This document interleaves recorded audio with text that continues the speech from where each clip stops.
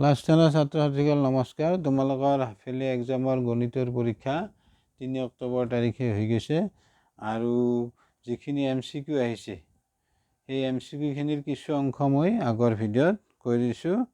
আজি আৰু তোমালোকক মই কিছু অংশ কৰি দিম।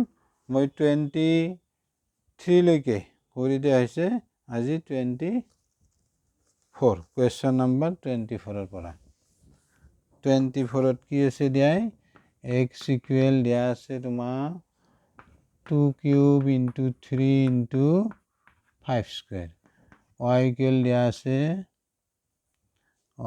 দিয়া আছে 2 square into 3 cube, 2 square into 3 cube.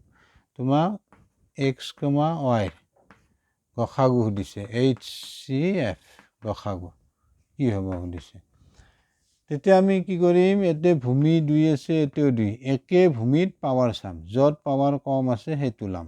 ইয়াতে 2 আছে, ইয়াতে 3 আছে, এইটো 2 স্কুৱেৰ আহিব। নেক্সট এইটো একে ভূমি, চোৱা ইয়াতে 3, এতেও 3, য'ত পাৱাৰ কম, ইয়াতে একোনে মানে 1 আছে, 3 আহিব। ইয়াতে 5 স্কুৱেৰ আছে, ইয়াতে 5 নাই, গতিকে এইটো আমি আনিব নোৱাৰোঁ। গতিকে এইখিনি পূৰণ কৰিলে কি পাবা 12। গতিকে এইটো আছিল আমাৰ 24 question number option C. Option চিটো হ'ব তোমাৰ শুদ্ধ উত্তৰ। এটি হ'ল অপশ্যন চি। পালা বুজি। নেক্সট আছে কুৱেশ্যন 25 অপশ্যন এত আছে √2/√3, বিত আছে √2/π, তাৰপিছত চিত আছে √2/√6, তাৰপিছত ডিত আছে তোমাৰ √3/√27। তেতিয়া চোৱা এই অপশ্যন চোৱা, √2 এটা অপৰিমেয়, √3 অপৰিমেয়, অৰ্থাৎ এটা অপৰিমেয় সংখ্যাক আন এটা অপৰিমেয় সংখ্যাৰে হৰণ কৰিলে হৰণফলটো এটা কি হ'ব, অপৰিমেয়। ইয়াতো চোৱা বিত √2 অপৰিমেয়, পাইও অপৰিমেয়, গতিকে ইয়াৰ হৰণফলটো অপৰিমেয়। এইটো তুমি অলপমান চিম্প্লিফাই কৰা, সৰল কৰা, এইটো √6ক আমি এনেকৈ লিখিব পাৰোঁ, এইটো কেঞ্চেল কৰিলে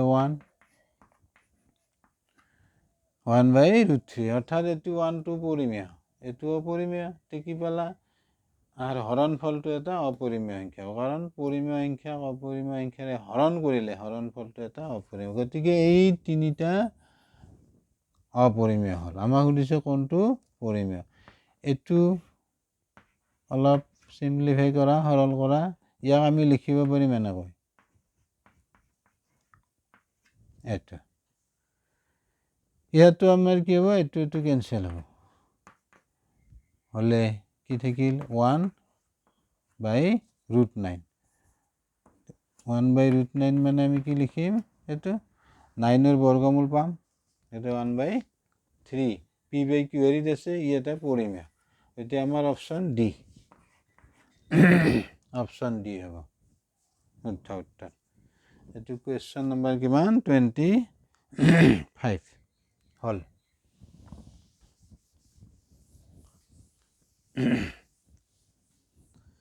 এবাৰ কুৱেশ্যন নম্বৰ 26 কি সুধিছে, এইটো শুদ্ধ উত্তৰটো বাছি ওলা, √7 এটা। অপশ্যন এত আছে অখণ্ড সংখ্যা, বিত আছে পৰিমেয় সংখ্যা, চিত আছে মৌলিক সংখ্যা, ডিত আছে অপৰিমেয় সংখ্যা। √7 এটা অপৰিমেয় সংখ্যা। আমি √7ক ইয়াৰ আমি বৰ্গমূল পাম, কিন্তু বৰ্গমূলটো কি নহয়, অখণ্ড সংখ্যা নহয়। যেনে তুমি √4 কি পাবা 2, ই এটা অখণ্ড সংখ্যা, কিন্তু ইয়াৰ বৰ্গমূল পাবা দশমিক ভগ্নাংশত পাম, আৰু যিটোক আমি p/q হেৰিত প্ৰয়োগ কৰিব নোৱাৰোঁ, সেইকাৰণে ই এটা কি হ'ব, অপৰিমেয়। গতিকে অপশ্যন ডি, 26ৰ অপশ্যন ডি, ডিটো অপৰিমেয়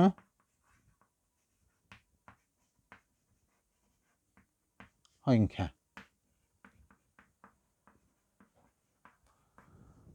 অপশ্যন ডি হ'ব শুদ্ধ উত্তৰ অপৰিমেয় সংখ্যা হ'ব তাৰপিছত 27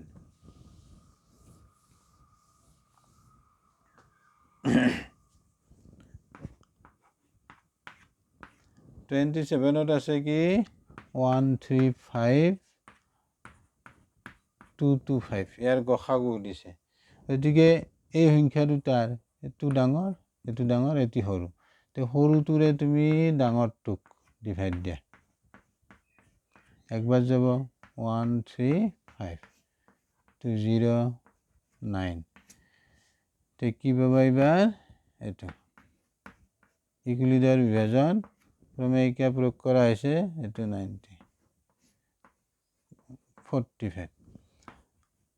45 এইবাৰ তুমি 90 ডিভাইড দিয়া দুইবাৰ যাব 0 শেষ ভাজক কি পালা 45 আমি কি বুজি পালোঁ HCF মানে গসাগু 135,225 কি পালা তুমি 45 য'ত আছে অপশ্যন এইটো চোৱা অপশ্যন চি তাৰমানে আমি গসাগু পাই গ'লোঁ এই নাম্বাৰ দুটাত আমাক সুধিছে গসাগু গতিকে তোমাৰ এনচাৰ হ'ব চিত আছে অপশ্যন 45 27 হ'ল এইবাৰ আমাৰ 28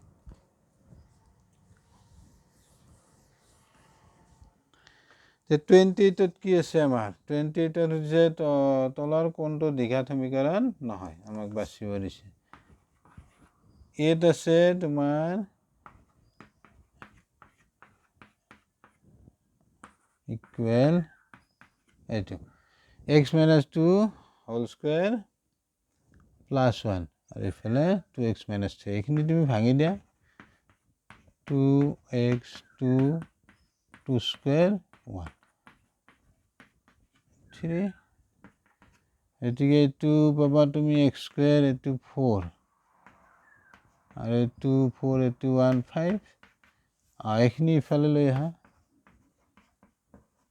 এইটো 0 কৰি ল'বা হ'ল এইখিনি কি হ'ব এইটো মাইনাছ এইটো মাইনাছ এইটো কিমান আছে 4x 2x 6x এইটো 5 এইটো 3 8 এইটো চোৱা এক্স স্কুৱেৰ টাৰ্ম আছে গতিকে এক্স স্কুৱেৰ টাৰ্ম থাকিলে বুজি পাবা তুমি এই দ্বিঘাত সমীকৰণ হ'ব আমাক সুধিছে কোনটো নহয় গতিকে অপশ্যন এইটো হ'ব নোৱাৰে এতিয়া আমি অপশ্যন বিটো টেষ্ট কৰোঁ দ্বিঘাত সমীকৰণ হয় নে নহয় অপশ্যন বিটো চোৱা কি আছে x whole into x plus 1 plus 8 equal আছে এইটো এইখিনি পূৰণ কৰি দিয়া x স্কুৱেৰ x 8 এটি আছে a plus b whole into a minus b formula use কৰা এইটো স্কুৱেৰ মাইনাছ b স্কুৱেৰ এইটো x স্কুৱেৰ কেঞ্চেল হ'ল কি থাকিল এইটো ইফালে হ'লে প্লাছ 4 হ'ব 0 এইখিনি কি পাবা চোৱা ইয়াতে এক্স স্কুৱেৰ টাৰ্ম নাই গতিকে এইটোৱে আমাৰ উত্তৰ এইটোৱে হ'ব কিমান কুৱেশ্যন নম্বৰ 28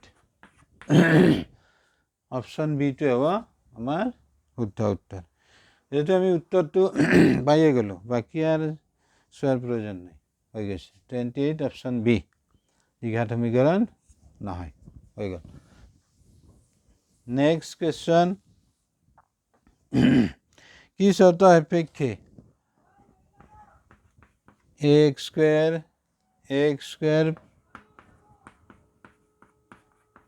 এইটো সুধিছে তোমাক কি চৰ্ত সাপেক্ষে x square plus 5x plus 7 = 0 এটা দ্বিঘাত সমীকৰণ হ'ব আমাৰ সাধাৰণ দ্বিঘাত সমীকৰণটো কি আছিল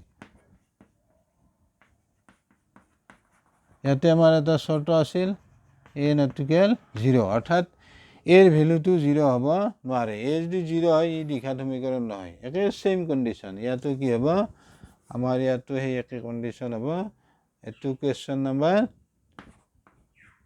29 অপশ্যন নম্বৰ কি আছে ডিত আছে a ≠ 0 এইটো ইয়াতো তোমাৰ ভেলুটো 0 হ'ব নোৱাৰে এই দি তোমাৰ কি হয় 0 হয় তেতিয়া এইটো দ্বিঘাত সমীকৰণ নহয় গতিকে আমাৰ কি হ'ব লাগিব a not equal 0 হ'লে ই দ্বিঘাত সমীকৰণ হ'ব আমাৰ 29 অপশন ডি আছে a not equal 0 পালা নেক্সট কোৱেশ্চন 29 গ'ল 30 কোৱেশ্চন নম্বৰ 30 কি আছে যদি দিয়া আছে ax square plus bx plus c equal 0 মূলবোৰ সমান তেন্তে c equal দিছে c কি হ'ব তে আমাৰ এই দ্বিঘাত সমীকৰণৰ মূল দুটা সমান হোৱা শৰ্তটো আছিল এইটো b square minus 4ac equal 0 তো এইখিনি ইফালে লৈ যা b square এইটো এটিৰ পৰা তুমি কি পাবা এইটো c টো ইফালে ৰাখি ইফালে কি হ'ব এইখিনি পূৰণ হৈ আছে গতিকে তুমি এইটো পাবা b square by 4a equal c তে আমাৰ এটি কোৱেশ্চন নম্বৰ 30 এই 30 কি হ'ব অপশন চোৱা c option c b square by 4a এইটো হ'ব আমাৰ উত্তৰ গতিকে আজি এইখিনিতে এৰিলো আৰু বাকিখিনি নেক্সট ভিডিঅ'ত তোমালোকক দিম এইখিনি বুজি পালানে নাই কমেণ্টত জনাবা থ্যাংক ইউ বাই বাই